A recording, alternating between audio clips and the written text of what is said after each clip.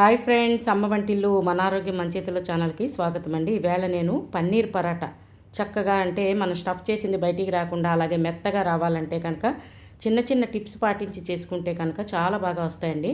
అయితే ఈ టిప్స్ నా ఫ్రెండ్ నీరజ గారు చెప్పారు.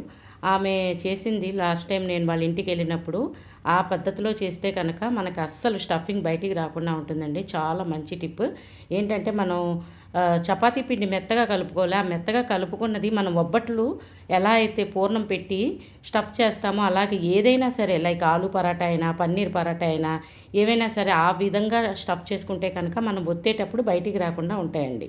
అయితే తీసుకుని స్టఫింగ్ అయితే పన్నీర్ కానీ లేదంటే బంగాళదుంప కానీ ఏవైనా సరే మనం చేతితో బాగా మెత్తగా చిదుముకోవాలండి. లేదు అంటే కనుక మిక్సీలో కోర్సులు ఆడుకుంటే కనుక ఆ పన్నీర్లోకి మనం ఉప్పు కారం కొత్తిమీర అలాగే కొద్దిగా ఎర్ర కారం ఒరెగానో అలాగే చిల్లీ ఫ్లేక్స్ ఇవన్నీ వేసుకుంటే పన్నీర్ చప్పగా ఉంటుంది కదండి. అందుకని చిల్లీ ఫ్లేక్స్ అలాగే ఎర్రకారం వేసుకుంటే కనుక పరాటా చాలా టేస్టీగా వస్తుంది.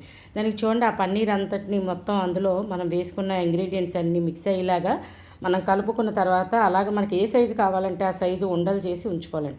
అలాగే చెప్పాను కదా, చపాతీ పిండి మెయిన్ అండి. మెయిన్ మైదా వాడకుండా మన చపాతీ పిండే వాడుకోవచ్చు. అలాగే మల్టీగ్రెయిన్ ఆటా వాడుకోవచ్చు. దానికి ఏంటంటే మనం మెత్తగా అలా కలుపుకోవాలండి. చాలా మెత్తగా ఉండాలి. పూరీకి అయితే గట్టిగా ఉండాలి కదా, చపాతీకి కొంచెం పలుచగా కలుపుకుంటే కనుక పరాటా వత్తడానికి బాగుంటుంది. అలాగే మెత్తగా వస్తాయండి. దానికి చూడండి, నేను చూపించిన విధంగా అలాగా మనం డొప్పలా చేసుకుని దాంట్లోకి ఈ పన్నీర్ని స్టఫ్ చేసి మళ్ళీ ఉండలా చేసుకుని అలా జస్ట్ ప్రెస్ చేసి ఉంచుకుని మనకి ఎన్ని కావాలంటే అన్నీ అలా చేసుకుని ఉంచుకున్న తర్వాత మనం చపాతీ ఏ విధంగా ఒత్తుతామో ఆ విధంగా చాలా కొద్దిగా స్మూత్గా నేను చూపించిన విధంగా ఒత్తుకుని మనం అయితే ఈ పరాటాని బటర్తో కానీ లేదంటే నెయ్యితో కానీ లేదంటే ఆయిల్తో కానీ కాల్చుకుని తీసుకుంటే చాలా బాగుంటాయండి.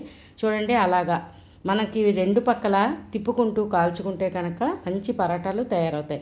అయితే వీటికి మనం కర్రీ ఆల్రెడీ పన్నీర్ స్టఫ్ చేసాం కాబట్టి పన్నీర్ అక్కర్లేదండి. లేదు అంటే ఏదైనా కర్రీతో కూడా తీసుకోవచ్చు. రైతాతో అయితే సూపర్గా ఉంటుంది. ఎప్పుడు పరాటాలు అంటే స్టఫ్డ్ పరాటాలన్నిటికీ రైతా అయితే సూపర్ కాంబినేషన్ అండి. అంటే స్టఫ్డ్ పరాటా టేస్ట్ తెలియాలంటే ఖచ్చితంగా రైతాతో తీసుకుంటేనే బాగుంటుందండి. అంటే కర్రీ మనకి డామినేట్ చేస్తుంది కదా, అందుకని అంత టేస్ట్ అయితే తెలియదు. అందుకని స్టఫ్డ్ పరాటాకి ఎప్పుడు రైతా అయితే బెస్ట్ కాంబినేషన్. దానికి చూడండి, అలాగా నేను చూపించిన విధంగా మనం ఎన్ని తీసుకుంటే అన్నీ అలా స్టఫ్ చేసుకుని చక్కగా కాల్చి తీసుకుంటే సూపర్గా ఉంటాయండి పరాటాలు. మీరందరూ కూడా తప్పకుండా ఇలా ట్రై చేసి పరాటాలు మీకు ఎలా వచ్చినాయి ఒక కామెంట్ పెట్టండి. అలాగే ఛానల్ సబ్స్క్రైబ్ చేసుకోకపోతే సబ్స్క్రైబ్ చేసుకోండి. ఒకవేళ చేసుకున్నట్టయితే కనుక ఫ్రెండ్స్తో రిలేటివ్స్తో తప్పకుండా షేర్ చేయండి.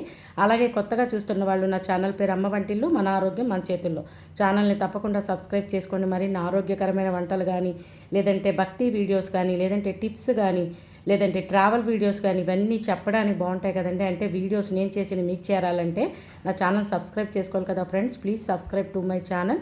Thanks for watching. అమ్మ వంటిల్లు మన ఆరోగ్యం మన చేతుల్లో. చాలా బాగా కుదిరేయండి. మీరు కూడా సేమ్ ఇలాగే ట్రై చేయండి.